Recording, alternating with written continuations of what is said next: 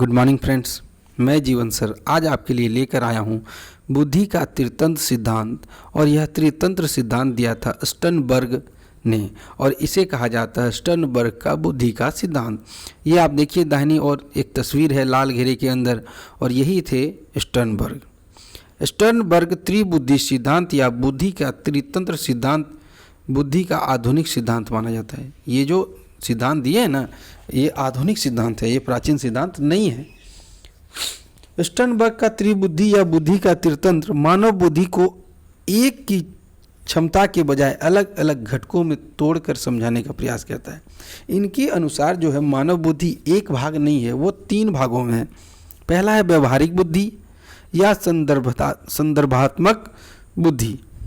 संदर्भात्मक बुद्धि, व्यवहारिक बुद्धि या संदर्भात्मक बुद्धि। दूसरा है रचनात्मक बुद्धि या अनुभवात्मक बुद्धि, और तीसरा है विश्लेषणात्मक बुद्धि या घटकीय बुद्धि। तो चलिए तीनों के बारे में डिटेल से आगे देखेंगे। और बुद्धि का त्रितंत्र सिद्धांत के प्रतिपादक है रॉबर्ट जे स्टर्नबर्ग। ये सवाल पूछा जाता है सवाल में कि बुद्धि का यानी इंटेलिजेंस का है ना, बुद्धि का त्रितंत्र सिद्धांत किसने दिया है? तो ये दिया है रॉबर्ट जे स्टर्नबर्ग ने। और कब दिया है? 1985 में। तो नया हुआ ना, देखिए हाल ही की बात है ये। रॉबर्ट जे स्टर्नबर्ग ने मानव बुद्धि पर कार्य किया। इन्होंने बुद्धि पर कार्य करना शुरू किया। इससे पहले एक कारक का सिद्धांत और द्वि कारक का सिद्धांत आ चुका है, उसे भी मैं लेकर के आऊँगा। और अगर आपको यह वीडियो अच्छा लगता है तो आप इसे लाइक करें, दोस्तों में शेयर करें, अच्छे कमेंट करें ताकि हमारा मोटिवेशन बनता रहे। और अगर आप चैनल पे नए हैं तो चैनल को प्लीज़ सब्सक्राइब कर लें और नोटिफिकेशन को दबाना ना भूलें ताकि आपको इसी तरह का अच्छे वीडियो का नोटिफिकेशन मिलता रहे। तो देखते हैं आगे क्या है। इन्होंने मानव आईक्यू को चुनौती देते हुए कहा कि यह जरूरी नहीं कि जिस व्यक्ति का आईक्यू लेवल कम हो वह अपने जीवन में सफल नहीं हो सकता। बिल्कुल सही बात है। यदि कोई पढ़ा लिखा नहीं है, उसका आईक्यू लेवल कम है, तो क्या वो सफल नहीं हो सकता? बिल्कुल ऐसे ऐसे लोग सफल हुए हैं। अब रीना मंडल को ही ले लीजिए, आप देख लीजिए, वो ट्रेनों में गाया करती थी और आज कितने सक्सेस हो गई है। कभी कोई सोचा था कि वो सफल हो सकती है? तथा यह भी जरूरी नहीं कि जिस व्यक्ति का आईक्यू लेवल बहुत अच्छा हुआ निश्चित ही सफलता हो जाए, जिंदगी में सफल हो जाए, ऐसा भी जरूरी नहीं है। एक सफल बुद्धिमान व्यक्ति की सफलता उसकी बुद्धि पर निर्भर करती है। प्रत्येक व्यक्ति में तीन प्रकार की बुद्धि है, इसी को कहते हैं त्रितंत्र। प्रत्येक व्यक्ति में तीन प्रकार की बुद्धि होती है। तीन प्रकार में से वह किसी भी प्रकार की बुद्धि के क्षेत्र में सफलता प्राप्त कर सकता है। तीन बुद्धि के वर्णन के कारण इस सिद्धांत का नाम पड़ा है त्रितंत्र सिद्धांत। स्टर्नबर्ग्स ट्रायआर्किक थ्योरी ऑफ इंटेलिजेंस, ये इंग्लिश में है। स्टर्नबर्ग ने अपने द्वारा इस सिद्धांत में बुद्धि की व्याख्या की है। ये जो हम पढ़ रहे हैं त्रितंत्र सिद्धांत, इसमें स्टर्नबर्ग ने सिर्फ और सिर्फ बुद्धि की व्याख्या की है। तो तीन प्रकार की बुद्धि को स्टर्नबर्ग ने तीन उप सिद्धांतों के द्वारा समझाया है, जो कि अब हम समझेंगे। पहला है घटकीय उप सिद्धांत, कंपोनेंशियल सब थ्योरी होना चाहिए, कंपोनेंशियल सब थ्योरी।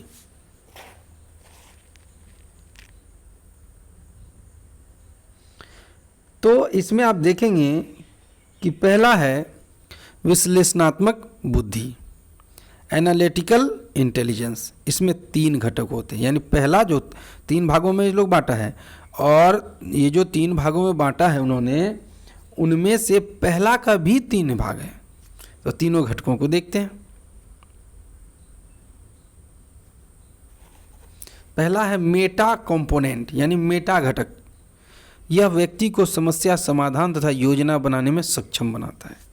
हम जो किसी चीज़ का योजना बनाते हैं या कोई समस्या को खोजते हैं, और यह बुद्धि का पहला घटक है जिसे मेटा घटक कहा जाता है। दूसरा है प्रदर्शन घटक, परफॉर्मेंस कंपोनेंट। जब व्यक्ति किसी समस्या को हल करने के लिए योजनाएं बनाता है तो उन योजनाओं को लागू करने में यह घटक मदद करता है। पहला वाला में देखिए बनाता है और दूसरा वाला में लागू करने में मदद करता है। और तीसरा घटक है ज्ञान अधिग्रहण घटक, ज्ञान अधिग्रहण घटक, नॉलेज एक्विजिशन कंपोनेंट्स। किसी नई जानकारी को प्राप्त करने में अमूर्त चिंतन में इस घटक, अमूर्त मीन्स जिसका कोई चेहरा ना हो। जैसे बच्चे जो छोटे होते हैं उसे कोई चीज़ दिखाइएगा, आम दिखाइएगा तब वो समझेगा आम है, लेकिन जब बड़े हो जाते हैं तो उसे सिर्फ आम बोल दीजिएगा तो वो समझ जाएगा ऑटोमेटिक। तो मेटा घटक में हम देखते हैं कि समस्या का समाधान खोजा जाता है, सक्षम बन जाता है, हम बना लेंगे। और दूसरे में वो लागू हो जाता है और तीसरे में नई जानकारी को प्राप्त करता है। अब देखिए दूसरा पार्ट है अनुभवी उपसिद्धांत, एक्सपेरिमेंटल इंटेलिजेंस। इसमें कितने भाग हैं? इसमें 2 भाग हैं। पहले वाले में 3 भाग, दूसरे वाले में 2 भाग।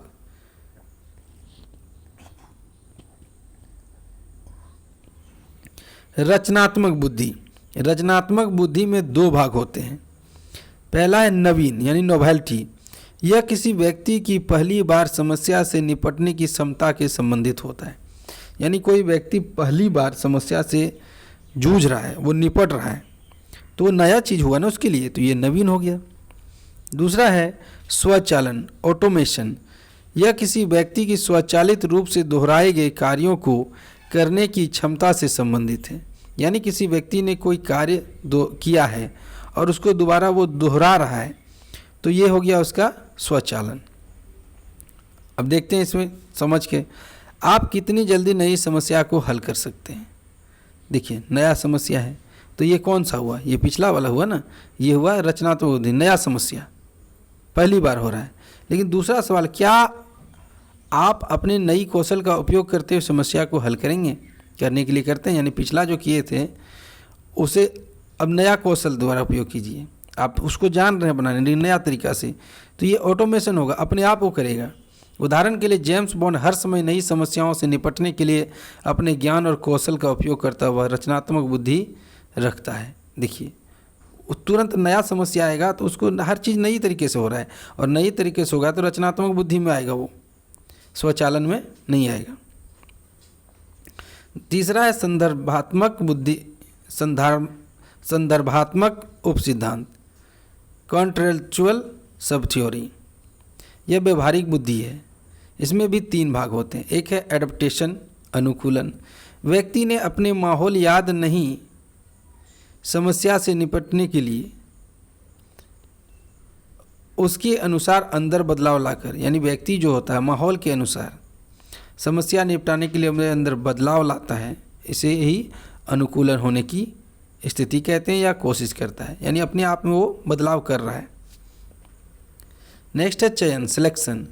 जब व्यक्ति पूर्णतः नए वातावरण में आ जाता है तो सोचता है कि कैसे पुराने वातावरण को एक नए वातावरण के हिसाब से बदला जाए, तो वो सेलेक्ट करेगा कुछ नियमों को, उसी के अनुसार कार्य करेगा। तीसरा आकार देना, शेपिंग। इसके दौरान व्यक्ति खुद में कोई बदलाव नहीं लाता, बल्कि उसे वातावरण को ही अपने हिसाब में बदल देता है। यानी अपने अंदर कुछ नया नहीं किया वो, लेकिन जैसा देखा वातावरण उसी अनुसार ढल गया हो। आसान शब्दों में व्यवहारिक बुद्धि का उपयोग रोज़मर्रा के कार्यों जैसे घर, नौकरी, बाजार में आने वाली समस्याओं को दूर करने में किया जाता है। तो ये स्टर्नबर्ग के त्रिकारक बुद्धि के सिद्धांत थे, जिसे त्रितंत्र का सिद्धांत भी कहा जाता है। और वीडियो को पूरा देखने के लिए आपका बहुत बहुत धन्यवाद। आपका दिन मंगलमय हो।